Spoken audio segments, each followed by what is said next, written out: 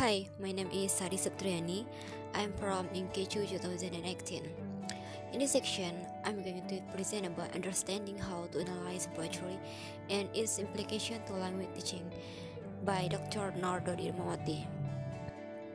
First is abstract. Poetry is literary work in metrical form or pattern language.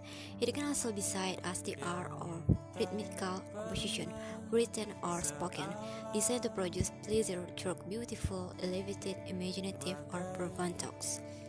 Hornby defines poetry as the art of a poems, and defines as pieces of creative writing in verse form, especially the ones that express the feeling or noble thought in beautiful language, composed with the desire to communicate experience. The meaning of words in poetry can be interpreted based on the various point of view and the ability of readers in interpreting. This is why to understand how to analyze poetry is very important. 1. Introduction. Poetry is the record of the best and happiest moments of the best and happiest minds by Shelley. Poetry is a criticism of life under the condition fixed for such a criticism by laws of poetic truth and beauty by Matthew Arnold. Poetry is the imaginative expression of strong feeling, usually rhythmical, the spontaneous overflow of purple feelings recorded in tranquility by Wordsworth. 2. Poetry is regarded as the most difficult genre of literature. Poetry expresses concepts and things by introduction. We know that a text usually carries meaning. Poems are generally classified into two. One, the narrative poems, and the last one, the symbolic poems. Michael Rivacher, in his book Semiotics of Poetry in 1978, explained that the language of poetry differs from common linguistic usage because 1. Poetry often implies words excluded from common usage, and because poetry has its own special grammar, and even the grammar is often invalid or incorrect or not standard. Poems are generally classified into two. 1. The narrative poems, and 2. The symbolic poems. The narrative poems are easier to understand because the lines of poems have distinct relations, whereas in the symbolic poems there are no visible relations between the lines of the poems. Raymond Queneau says that there are two types of poems. 1. Limerick and narrative. See the example. There was a young lady of Niger who smiled as she rode on a tiger. They returned from the ride with the lady inside, and the smile on the face of the tiger. 2. Poem is a narrative. See the example.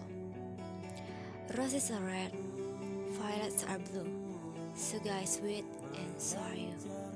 The first poem is a narrative because the lines in the poem make or form a story or a narrative.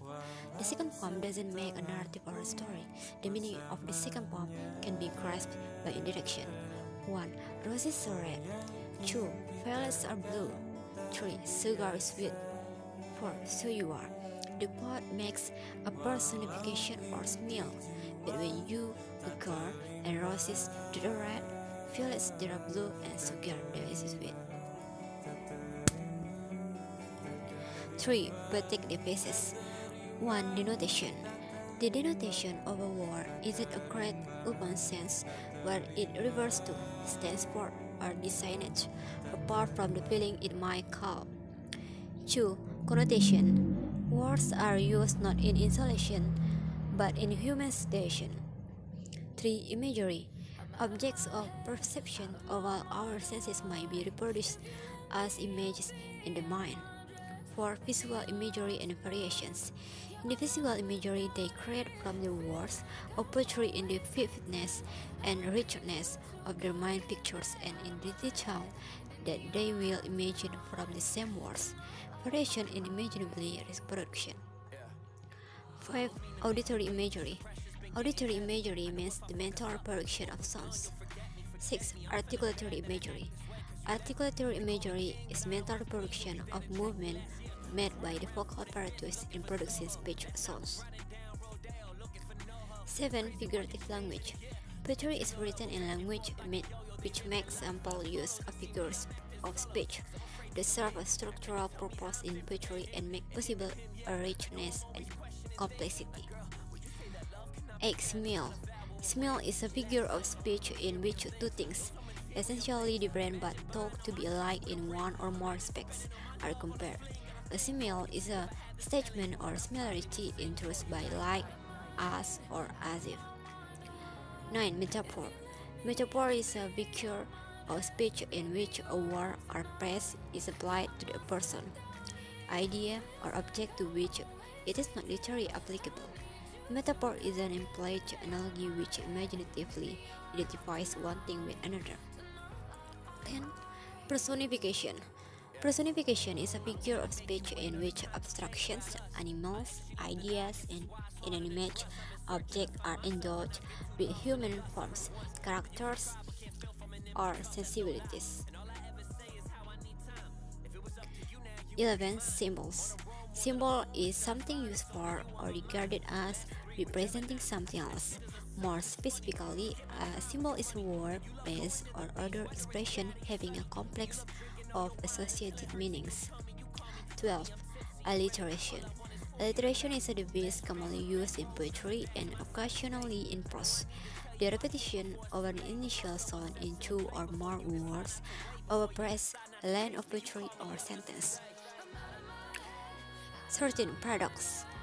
1. A statement apparently self-contradictory or absurd but really containing possible truth. 2. A self-contradictory false proposition. 3. An opinion or statement contrary to generally accepted ideas. 14. Irony. In literature, irony is a technique of indicating an intention or attitude opposed to what is actually stated. 15. Understatement. A form of humor or irony in which something is intentionally represented less strongly or strikingly than facts would warrant. Understatement, remarks praised in moderate, restrained terms, is an antonym of exaggeration and hyperbole. In its most general sense, understatement is a statement which falls below the truth or fact, which represents something as less important than it actually is, or which states something with less force than the facts were. 16. Overstatement. The opposite of understatement is overstatement, a statement which, if taken literally, exceeds the limit of fact or truth, which represents something as greater or more important than it actually is, or which states something more strongly than the facts were. Its purpose is to emphasize or intensify a statement or situation by means of exaggeration. 17. Inversion. Inversion occurs in poetry for emphasis and also to accommodate matter. 18. Mood. A word coming from Old English mood that means heart, spirit, and courage. Mood refers to a disposition of mind, a feeling, and emotion stage. The mood of a literary work refers to its predominating atmosphere or tone. And the last one is image. 1. Physical representation of a person, animal, or object that is painted, sculptured, photographed, or otherwise made visible.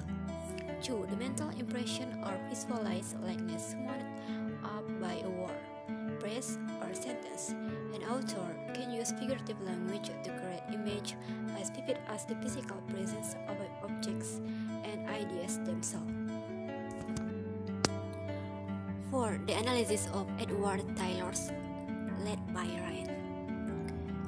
Ye flippering soul, why does between the neighbors dwell? No stay, nor go, no jar, nor touching control. There is the well, rest journeying when the skies fall, weeping showers, no one under to cloud and the cloudy powers.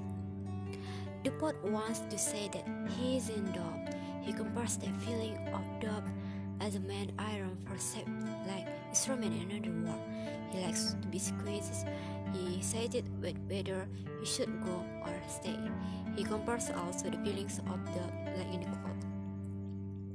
Not ye nor no, on tiptoe toss, why is it on thorns?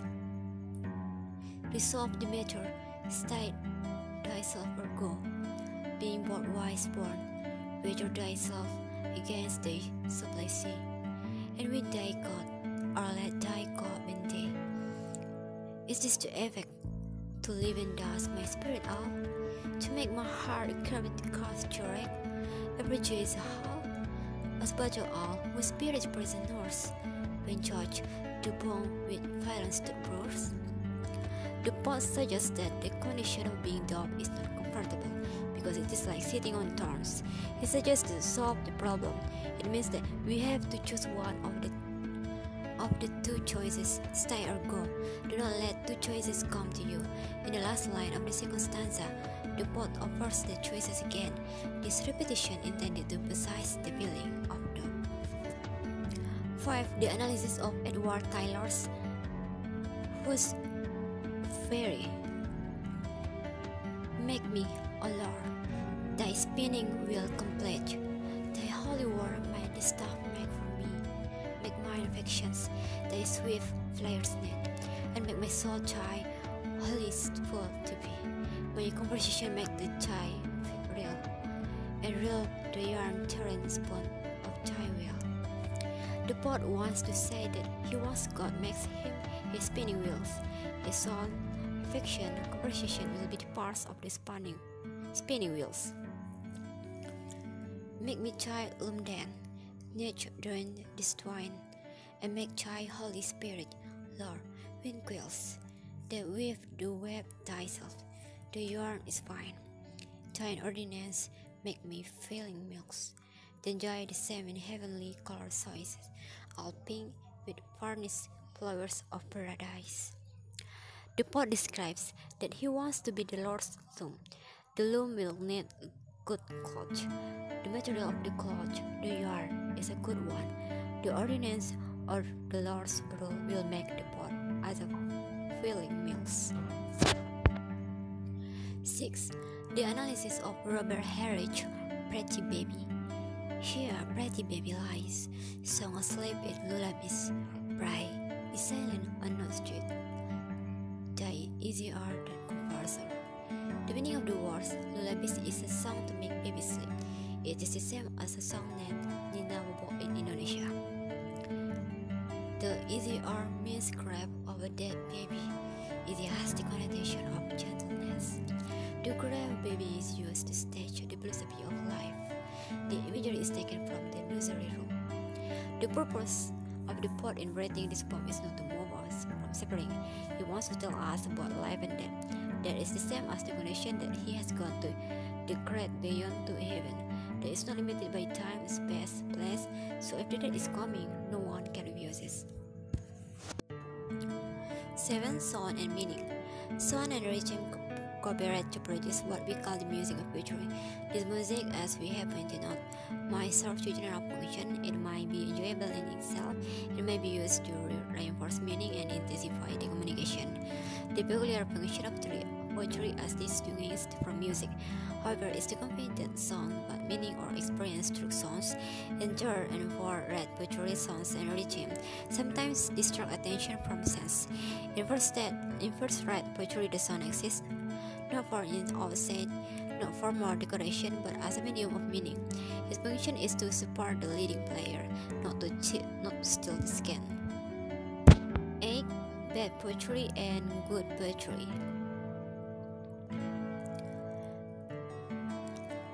If a poem has to be excellent, it must be in some sense a new poem.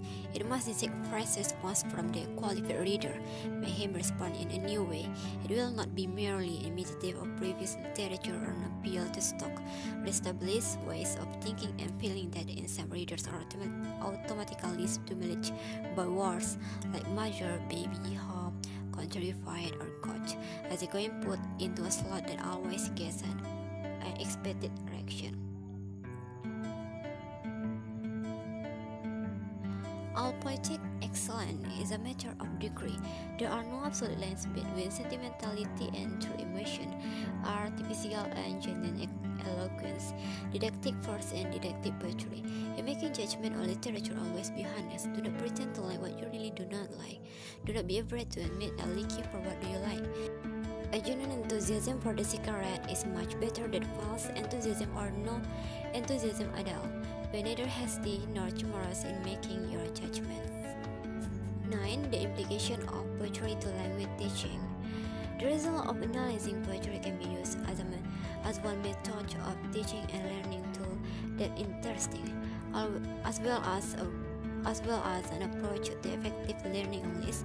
In addition, students are expected to appreciate the literary works, which in this case is in the form of poetry. After analyzing the poem, students can give appreciation and be able to assess whether a poem is good or not. So poetry gives good implication to English language teaching. And the last one is conclusion. After discussing about poetry and how to analyze it, it can be concluded that understanding the way how to analyze poetry is very important. Besides, we should know the strategy and the way to use our feeling and understanding poetry. Many things can be obtained from the results of analyzing poetry. We may know some of the terms that exist in the world of poetry. The uniqueness of the use of language in poetry can be studied. The words in poetry or in the poem is very meaningful because it conveys the message to the reader. With the sensitivity of the readers of poetry, poetry can be judged good or bad. The result of appreciation activities to the words of poetry can be applied or used to learn in many areas such as in education, social, moral, discipline, and it can be used as a way of teaching learning method as well as approach. Okay, that's all.